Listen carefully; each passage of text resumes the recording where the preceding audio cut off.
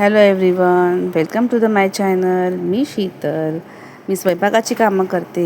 चला बघूया माझ्या तिसऱ्या कामावर मी काय बनवलं आहे. आज होती मसाला भरवा भेंडी. तर ही आहे अशी मसाला स्टफ करून भरलेली भेंडी. या मसाल्यामध्ये मी चाट मसाला, धना जिरा पावडर, हळद, थोडंसं ऑरिगॅनो, मीठ हे असं सगळं टाकून छानपैकी अशी स्टफिंग केलेली आहे.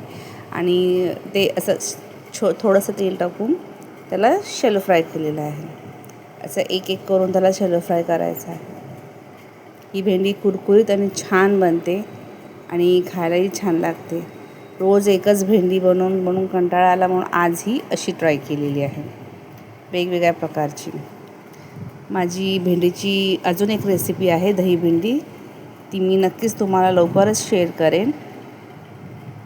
तर अशी आपण सगळी भेंडी अशी हळूहळू करून फ्राय करायची. याच्यावर झाकण अजिबात ठेवायचं नाही, तर ही कुरकुरीत होणार नाही भेंडी.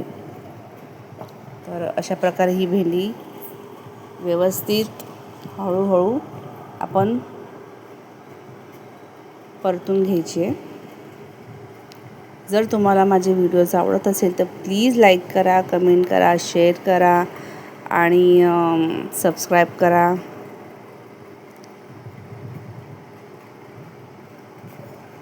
तर ही अशा प्रकारची भेंडी झालेली आहेत आपली.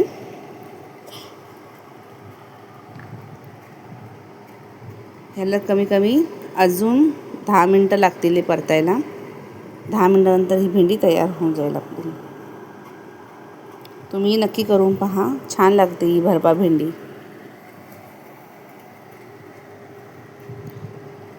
आज स्वयंपाकाच्या मेनूमध्ये जास्त काही नव्हतं. खिचडी होती, भरवा भेंडी होती, चपाती होती आणि मुरमुऱ्याचा चिवडा होता.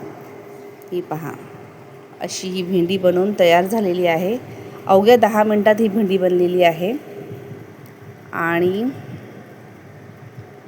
ही भेंडी आणि कुकरमध्ये मी मूग दाल खिचडी बनवली आहे. ही पहा, मुगाची डाळीची खिचडी बिना कांदा लसणाची.